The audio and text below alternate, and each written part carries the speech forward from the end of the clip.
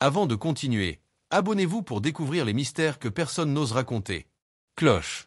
Au cœur des terres arides d'Afrique du Sud, là où les montagnes se dressent comme des géants silencieux et où les vents du désert semblent chuchoter des secrets millénaires, un groupe de mineurs travaillait sans relâche. Leur tâche semblait ordinaire, extraire des minerais précieux enfouis sous des tonnes de roches, dans des cavernes profondes que personne n'avait explorées depuis des décennies. Mais ce qu'ils allaient découvrir allait bouleverser non seulement leur compréhension de l'histoire locale, mais aussi celle de l'humanité tout entière. C'était une journée comme une autre. Les lampes frontales scintillaient sur les parois humides, révélant des strates de roches aux couleurs ocre et rougeâtres. Les machines vibraient, les marteaux-piqueurs martelaient la pierre, et l'air était saturé de poussière. Pourtant, quelque chose dans l'atmosphère semblait différent, presque électrique. L'un des mineurs, un vétéran aux yeux perçants, s'arrêta soudainement, fronçant les sourcils. Devant lui, une lueur métallique reflétait la lumière de sa lampe. En s'approchant, ils réalisèrent qu'ils avaient mis au jour une structure de fer gigantesque, parfaitement conservée malgré le poids des années et l'humidité constante de la caverne. Elle ne ressemblait en rien à un artefact industriel ordinaire. Des plaques soudées avec une précision incroyable, des poutres entrelacées comme un labyrinthe métallique, des engrenages partiellement visibles et recouverts de rouille mais encore intacts. Chacun retenait son souffle, conscient que ce qu'il venait de découvrir ne devait pas exister selon les archives officielles. La structure semblait dater du XIXe siècle. Mais comment une telle construction avait-elle pu se retrouver ici, profondément enfouie, loin de toute civilisation connue de l'époque? Les historiens locaux évoquaient des mines artisanales datant de plusieurs siècles, mais rien ne laissait imaginer un assemblage de métal de cette complexité et de cette envergure. Le mystère s'épaississait. Le chef de l'équipe ordonna immédiatement de sécuriser le site. Chaque planche, chaque outil, chaque pouce carré de la caverne fut inspecté. Mais plus ils examinaient l'artefact, plus des détails étranges apparaissaient, des inscriptions gravées dans le métal, des symboles inconnus, et des pièces mobiles qui semblaient fonctionner encore, comme si elles attendaient qu'on les réveille. L'un des mineurs toucha doucement un levier, et un grondement sourd résonna à travers la caverne, comme un écho d'un passé oublié. Les nouvelles se répandirent rapidement. Bientôt, des experts en métallurgie, des historiens, et même des archéologues furent dépêchés sur place. Chacun était fasciné et perplexe. Les techniques utilisées pour assembler ce métal étaient inconnues pour l'époque. Des scientifiques confirmèrent que le fer ne provenait pas des mines locales, qu'il avait été traité d'une manière très avancée pour le XIXe siècle. Certains murmuraient même à voix basse qu'il pourrait s'agir d'un engin mécanique oublié, peut-être destiné à une fonction que l'homme moderne n'osait même pas imaginer. Au fil des semaines, l'équipe commença à explorer chaque recoin de la structure. Des passages étroits menaient à des chambres secrètes, certaines remplies de mécanismes complexes, d'autres totalement vides, mais tout évoquant une intention précise, une conception intelligente et déterminée. Chaque découverte soulevait plus de questions que de réponses. Qui avait construit cela? Pourquoi ici, si profondément sous terre? Et surtout, pourquoi personne n'en avait jamais parlé avant? Un soir, alors que la lumière des lampes dansait sur les murs de pierre, un des mineurs trébucha sur ce qui semblait être un vieux journal en cuir, parfaitement conservé. Les pages, jaunies par le temps, étaient remplies de schémas, de notes et d'instructions détaillées, décrivant des machines étranges, des inventions mécaniques avancées et des techniques de construction que même les ingénieurs modernes auraient eu du mal à comprendre. Chaque mot ajoutait un nouveau niveau de mystère et d'émerveillement. Les experts commencèrent à émettre des hypothèses audacieuses. Certains suggéraient que cette structure avait pu être un prototype industriel, conçu par un inventeur visionnaire disparu dans l'anonymat. D'autres pensaient à une expérience secrète, peut-être liée à l'exploitation minière, ou même à un projet technologique dont l'histoire avait effacé toute trace. L'idée que des forces mystérieuses avaient pu protéger ce lieu pendant des siècles captivait tous ceux qui posaient les yeux sur le métal ancien. Mais plus ils exploraient, plus ils ressentaient une présence étrange, une atmosphère presque vivante. Les vibrations de la structure résonnaient dans les parois, produisant un son bas et métallique, comme un murmure venant du cœur de la terre. Certains mineurs juraient avoir vu des ombres se déplacer, ou entendu des pas là où il n'y avait personne. L'adrénaline et la peur se mêlaient à l'excitation de la découverte. Au fil du temps, des équipes scientifiques vinrent analyser la composition exacte du métal, la structure interne et même l'environnement géologique de la caverne. Chaque test confirmait l'inexplicable. Le métal était incroyablement résistant, travaillé avec une précision qui défiait l'époque supposée de sa création. Les ingénieurs modernes admiraient les soudures, les alignements et la complexité mécanique, réalisant qu'ils avaient sous les yeux un chef-d'œuvre oublié, témoin d'une ingéniosité qui semblait hors du temps. Pour les habitants locaux, la nouvelle de cette découverte devint rapidement une légende. Les récits de la structure mystérieuse circulaient dans les villages, alimentés par des histoires de lumière étrange, de sons métalliques mystérieux et de passages secrets menant à des trésors cachés. Les chasseurs d'artefacts et les explorateurs affluaient, chacun espérant toucher du doigt ce fragment de passé inconnu. Mais le vrai mystère demeurait. Qui avait le savoir, le courage et la vision pour construire cela? Aucun document historique ne parlait d'un tel projet, et aucun inventaire officiel ne mentionnait l'existence de cette structure. Certains commencèrent à parler d'un génie oublié, peut-être un inventeur isolé qui avait voulu créer un sanctuaire mécanique sous la terre, à l'abri des regards et du temps. Les jours se transformèrent en semaines, et les semaines en mois.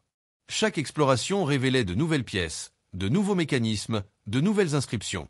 Les symboles mystérieux furent traduits progressivement, dévoilant des instructions techniques, mais aussi des messages codés, des réflexions philosophiques sur le temps, le progrès et la connaissance humaine.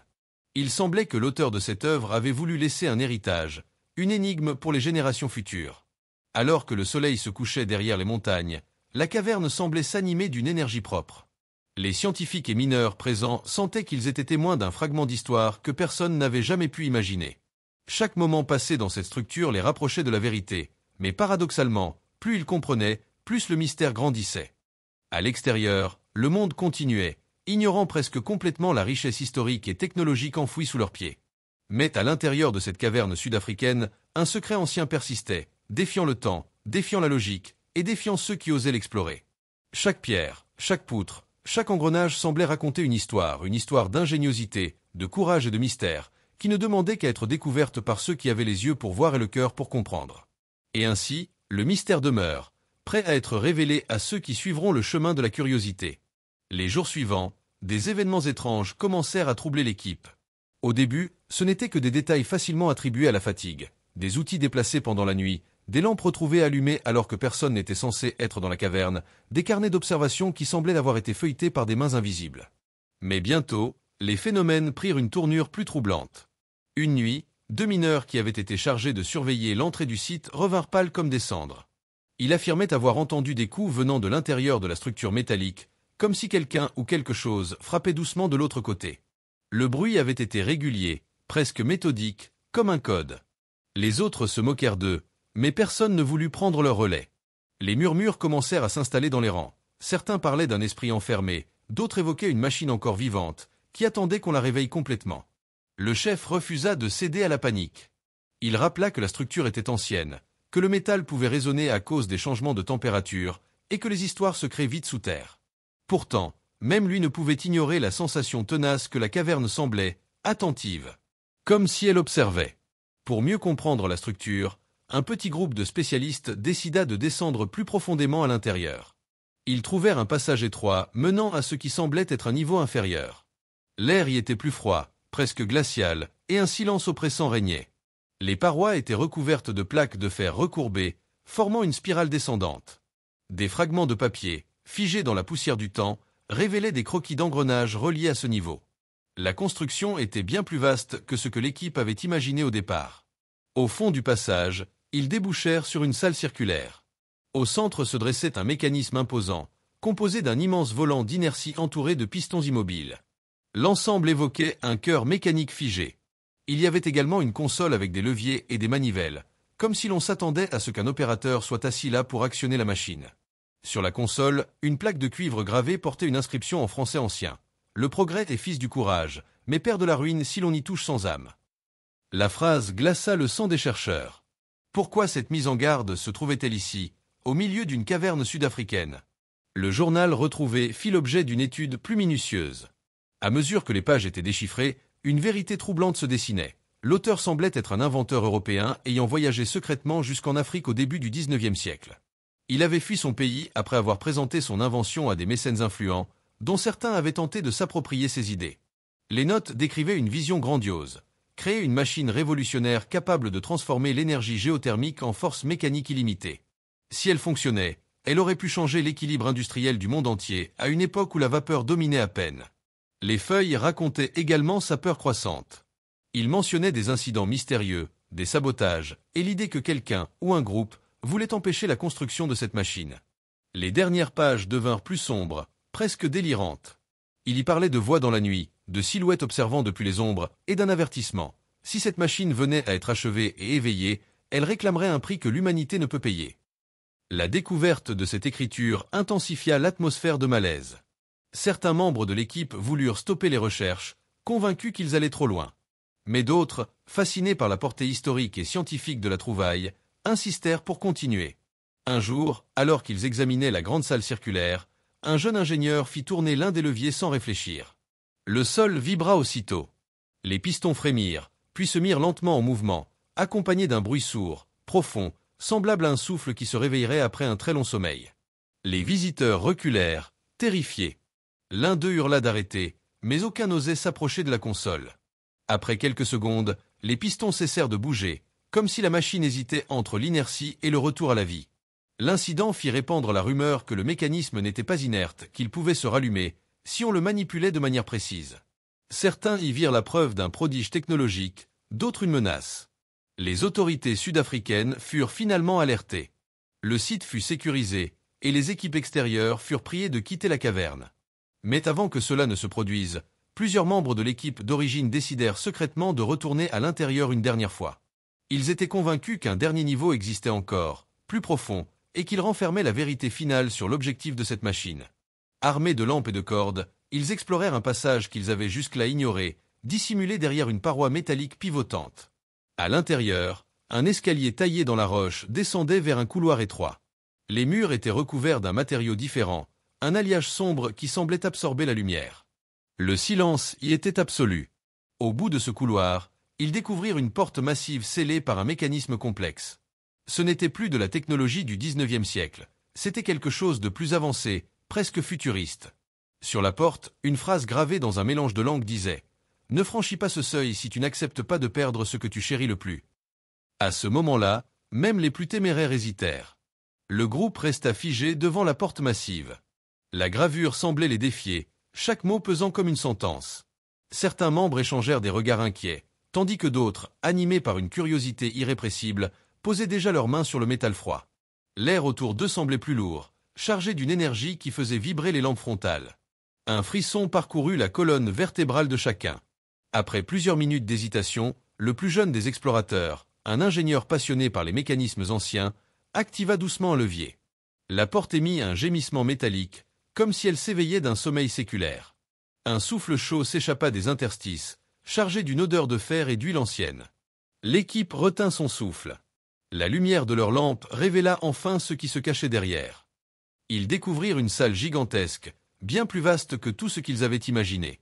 Le sol était couvert de structures métalliques imbriquées, des engrenages gigantesques, des chaînes suspendues, et des conduits d'énergie dont la fonction échappait complètement à leur compréhension.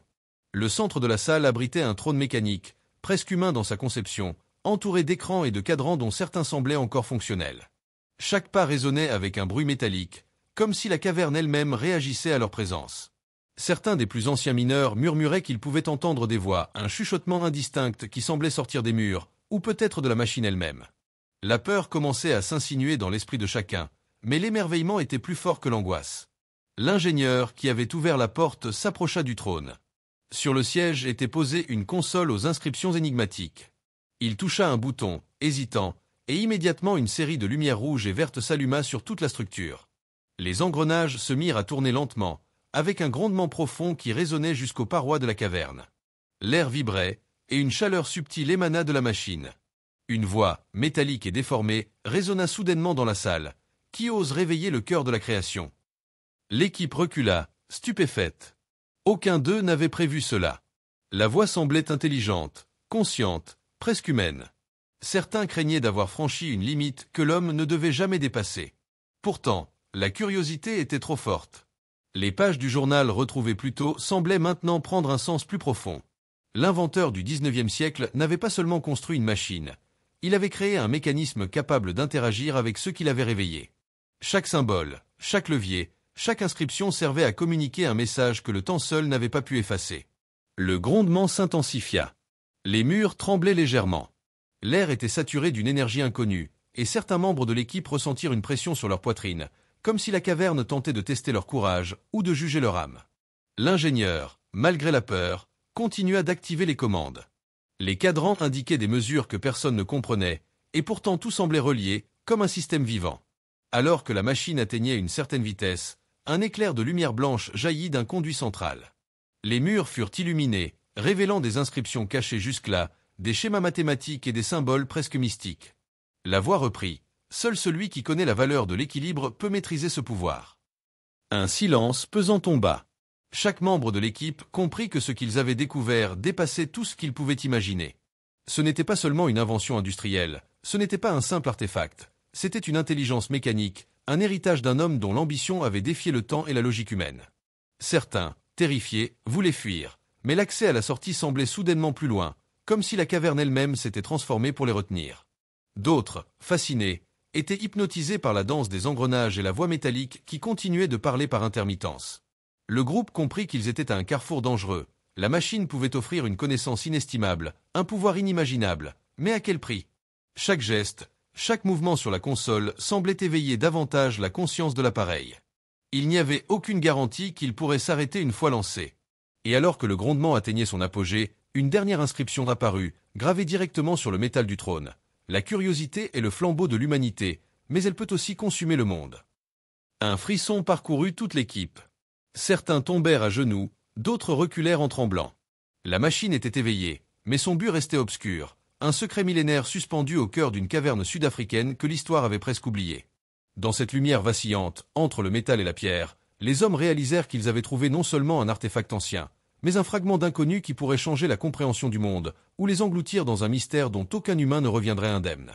Après ce moment de stupeur, un silence pesant régna. La lumière vacillante des lampes reflétait les engrenages en mouvement, et les ombres semblaient danser sur les parois de pierre. L'ingénieur, encore fasciné, prit une profonde inspiration et décida de pousser plus loin la découverte.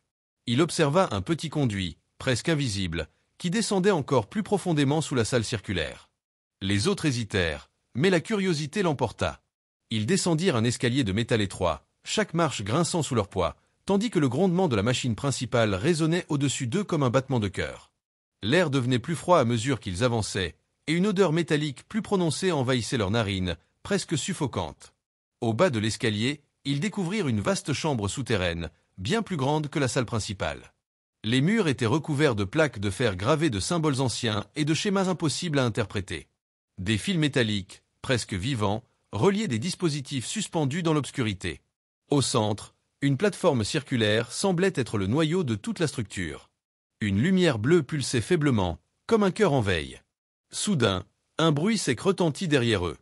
La porte par laquelle ils étaient descendus venait de se refermer avec un claquement métallique assourdissant. Ils étaient piégés. La peur monta instantanément, mais l'ingénieur s'avança vers la plateforme centrale, fasciné par le fonctionnement de ce mécanisme énigmatique. Il posa sa main sur un panneau tactile et immédiatement, la lumière bleue devint plus intense. La voix métallique retentit à nouveau, plus claire et plus humaine que jamais. Ceux qui cherchent à comprendre doivent accepter le poids de la connaissance. Les engrenages se mirent à tourner plus vite, émettant un grondement régulier et hypnotique. L'air vibrait, et certains membres de l'équipe commencèrent à ressentir des picotements sur leur peau, comme si la machine analysait chaque cellule de leur corps. Des hologrammes apparurent soudainement autour d'eux, projetant des images d'un monde industriel que personne ne pouvait reconnaître. Des machines gigantesques, des villes inconnues, des expériences scientifiques oubliées depuis des siècles défilaient dans l'air. La machine ne se contentait pas de tourner, elle révélait son but, son intelligence et son savoir interdit. Un des anciens mineurs murmura, « C'est comme si elle voulait nous montrer le futur ou ce qui aurait pu être. » Mais il n'eut pas le temps de finir sa phrase. Une vibration plus forte secoua la plateforme, et les engrenages s'animèrent d'un mouvement presque organique, comme si la machine respirait. La lumière bleue devint aveuglante. Soudain, chaque membre de l'équipe fut confronté à une vision personnelle, une hallucination induite par la machine. Certains virent des souvenirs anciens qu'ils ne possédaient pas, des événements historiques inconnus, des inventions oubliées. D'autres ressentirent la peur absolue de l'échec et de la destruction, comme si la machine sondait leur âme pour déterminer leur valeur. L'ingénieur, bien qu'effrayé, continua d'interagir avec le panneau. Il réalisa que la machine ne cherchait pas seulement à enseigner, mais à tester ceux qui la réveillaient. Chaque mouvement déclenchait une réaction dans le réseau complexe d'engrenages, de pistons et de conduits. La caverne entière semblait vivante, pulsant au rythme de la plateforme centrale. Puis vint le moment ultime. La lumière se concentra en un faisceau puissant qui enveloppa la plateforme. La voix métallique déclara « Le secret est révélé à ceux qui osent franchir le seuil final ». Un mécanisme caché s'activa et une trappe centrale s'ouvrit, dévoilant un passage descendant encore plus profond. L'air était irrespirable, saturé d'ozone et de chaleur. L'équipe comprit que c'était le cœur de la machine, le noyau de toute l'invention. Avec courage et appréhension, ils descendirent dans ce dernier niveau. Là, ils découvrirent un assemblage de métal et de cuivre incroyablement complexe, un moteur miniature gigantesque, entouré de cristaux luminescents qui pulsaient comme des cœurs multiples. Les engrenages, reliés à des mécanismes de précision inimaginables, semblaient capables de produire une énergie que la science moderne ne pouvait expliquer. Une dernière inscription gravée sur le métal attira leur attention. Celui qui comprend le cœur de la création tient la clé du pouvoir et de la ruine. Choisis avec prudence. L'équipe réalisa alors que ce qu'ils avaient trouvé n'était pas seulement une machine ancienne, mais un artefact capable d'interagir avec l'esprit humain, de révéler des connaissances interdites et de transformer la réalité. Certains voulurent fuir, d'autres furent fascinés au point d'oublier tout danger. Le mécanisme émettait une vibration douce, presque hypnotique, comme s'il les invitait à fusionner avec lui. À ce moment, la caverne tout entière sembla frémir. Les murs tremblaient, les engrenages hurlaient, et la lumière des cristaux illuminait des inscriptions supplémentaires sur le plafond, révélant un langage inconnu qui semblait presque vivant. La machine ne voulait pas seulement être comprise, elle voulait être activée, reliée à l'esprit de ceux qui l'approchaient. Et alors qu'ils se tenaient là, entre fascination et terreur, chacun comprit que cette découverte allait changer à jamais leur perception du monde, et peut-être même l'histoire elle-même. Mais la question demeurait. Était-il prêt à payer le prix pour cette connaissance interdite, ou le secret allait-il rester enfoui, protégé par le métal et la pierre, pour l'éternité? Alors que l'équipe se tenait au bord du noyau de la machine, une onde de lumière bleue envahit la salle, enveloppant chacun d'eux. Les cristaux pulsants projetaient des ombres mouvantes sur les parois, comme si la caverne elle-même respirait. L'ingénieur, incapable de résister à la fascination, toucha à nouveau la console centrale.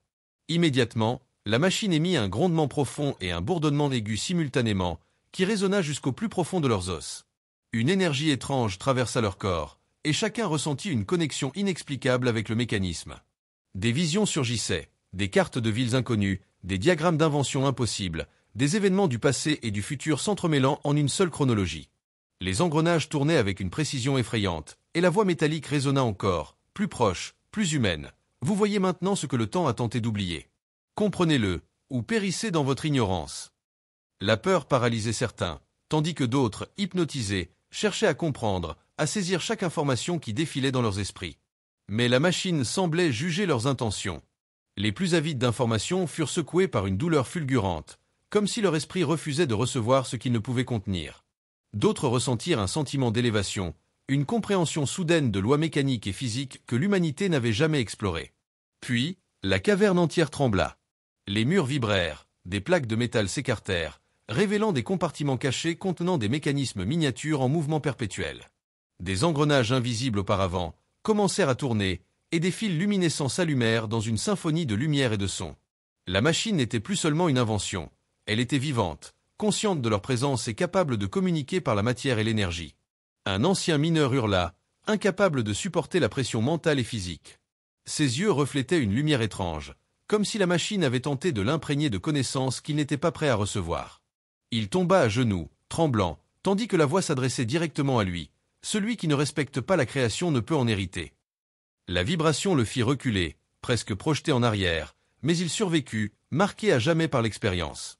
L'ingénieur, plus audacieux que jamais, comprit que la machine cherchait à tester leur valeur. Chaque action, chaque pensée, chaque émotion semblait intégrée dans ses calculs. Il toucha un cristal pulsant et un flot d'informations s'infiltra dans son esprit. Formules, connaissances anciennes, plans de structure impossibles à construire. Il vit des événements futurs, des conséquences inimaginables si la machine venait à être utilisée dans le monde extérieur. Son cœur battait à un rythme effréné, partagé entre émerveillement et terreur. Soudain, la lumière bleue explosa en une rafale éblouissante. Les engrenages cessèrent de tourner, comme si la machine retenait son souffle. Le silence retomba sur la caverne, mais il était lourd, presque palpable. La voix s'exprima une dernière fois, douce mais tranchante. « Vous avez vu. Vous avez compris. Choisissez. Abandonnez ce savoir ou le porter, avec tout le poids de ses conséquences. » Les explorateurs se regardèrent. Certains pleuraient, épuisés par le flux d'informations et les visions qu'ils venaient de recevoir. D'autres se tenaient debout, fascinés, prêts à emporter la connaissance vers l'extérieur, malgré les avertissements. L'ingénieur, les mains encore tremblantes, fit un pas en avant et murmura « Nous devons documenter tout cela, mais pouvons-nous survivre à ce que nous avons appris ?» À cet instant, la machine sembla répondre sans parole. Les cristaux cessèrent de briller, les engrenages se figèrent, et une trappe se referma doucement derrière eux, comme si la caverne voulait conserver son secret pour l'éternité. L'air retrouva sa densité normale, le grondement s'éteignit, et seuls les battements de cœur des humains résonnaient dans la salle. Ils étaient désormais conscients d'avoir touché à quelque chose d'immense, de dangereux, et pourtant de sublime. La structure du XIXe siècle, cachée depuis des siècles, n'était pas seulement un artefact, elle était un témoignage de l'ingéniosité, de l'audace et de la folie humaine, un fragment du savoir perdu qui pouvait changer le monde ou le détruire. Alors qu'ils remontaient lentement vers la sortie, chacun ressentait le poids de ce qu'il avait vu et compris. La caverne gardait ses secrets, mais une chose était certaine, personne parmi eux ne serait jamais le même. Le monde extérieur pouvait ignorer cette découverte, mais pour ceux qui avaient osé franchir les seuils de la machine, la connaissance, le pouvoir et le mystère étaient désormais gravés dans leur esprit à jamais. En quittant enfin la caverne, le silence extérieur les accueillit. Les montagnes semblaient ordinaires, le vent insignifiant, mais chacun savait qu'un monde incroyable et interdit existait juste sous leurs pieds, prêt à révéler ses secrets à ceux qui osaient s'y aventurer de nouveau. Cloche, abonnez-vous pour suivre la suite des mystères que personne n'ose explorer. Le monde est plus vaste et plus étrange que vous ne l'imaginez. Cloche. Alors qu'ils émergeaient enfin de la caverne, l'air extérieur sembla plus lourd que jamais, saturé de poussière et de silence. Le soleil déclinait derrière les montagnes, et pourtant la lumière ne leur semblait plus normale. Chacun des explorateurs portait dans son esprit l'écho de ce qu'il avait vécu. Les engrenages figés, les cristaux pulsants, la voix de la machine, tout cela n'était pas un simple souvenir, c'était une empreinte durable, indélébile. Certains des mineurs éprouvaient une peur sourde, comme si leur sens avait été altéré par l'expérience. Ils murmuraient entre eux, incapables de relater les visions qu'ils avaient reçues, les connaissances interdites qui s'étaient infiltrées dans leur esprit. L'ingénieur, lui, était fasciné, incapable de détourner le regard des montagnes qui les entouraient. Il savait que le monde extérieur ne comprendrait jamais ce qu'ils avaient découvert. Les journaux, les rapports officiels, les scientifiques, aucun n'était prêt à entendre la vérité. Pourtant, une étrange sérénité semblait les envelopper. Ceux qui avaient survécu à l'expérience comprenaient qu'ils avaient frôlé quelque chose de supérieur, un savoir qui défiait le temps et la logique humaine. La machine n'était pas simplement un outil mécanique, elle était un gardien, un test pour l'humanité, une épreuve de courage et d'intelligence. Le chef de l'équipe prit la parole pour la première fois depuis qu'ils avaient quitté la salle principale. Sa voix tremblait légèrement. Nous avons vu ce qui n'était pas destiné à être découvert, et nous sommes toujours là. Mais chacun de nous doit décider ce qu'il fera avec cette connaissance. Les mots pesaient lourdement dans l'air du soir, comme une sentence. Ils observèrent la montagne silencieuse, sachant que sous leurs pieds, le secret restait intact. La caverne avait refermé ses mystères derrière eux, mais les vibrations, les visions et les symboles gravés dans leur mémoire continueraient de résonner éternellement. Les inscriptions anciennes, les gravures sur le métal, le journal de l'inventeur, tout cela formait un réseau complexe de savoirs interdits, un labyrinthe d'ingéniosité et de folie que personne ne devait pénétrer à nouveau sans précaution. Certains membres de l'équipe firent le vœu silencieux de protéger le secret. D'autres, cependant, étaient consumés par l'obsession, incapables de détacher leur esprit de ce qu'ils avaient vu. Les nuits suivantes, ils rêvaient de la machine, des cristaux pulsants et de la voix métallique. Ces rêves étaient si vivants qu'ils semblaient presque tangibles, comme si la caverne elle-même continuait de les observer depuis la profondeur de la terre. Avec le temps, chacun retourna à sa vie quotidienne, mais le poids du savoir interdit ne les lâcha jamais.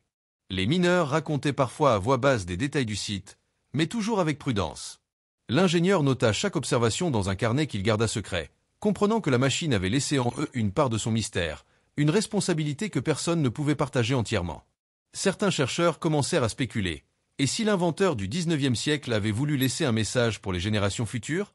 Un test pour ceux qui seraient capables de comprendre, de respecter et de manipuler la connaissance avec prudence?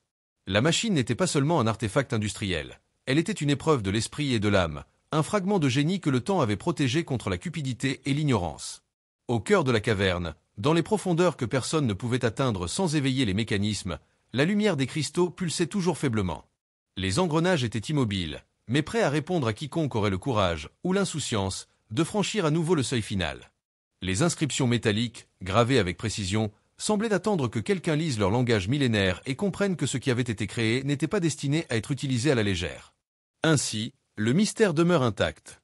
La structure du XIXe siècle, enfouie dans les entrailles de la montagne sud-africaine, continue de défier le temps, la science et l'imagination humaine.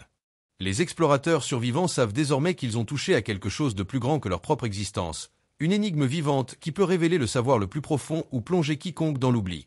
Et dans le silence des cavernes, là où la lumière des cristaux se mêle aux ombres des engrenages, la machine attend, patiente, consciente, prête à accueillir le prochain esprit audacieux qui osera franchir ses seuils. Cloche, abonnez-vous pour ne jamais manquer les révélations que le monde essaie de cacher. Cloche. Les semaines suivantes, chacun des survivants était profondément changé. Les souvenirs de la caverne ne s'effaçaient pas. Au contraire, ils s'imprimaient dans chaque geste, chaque pensée, chaque décision.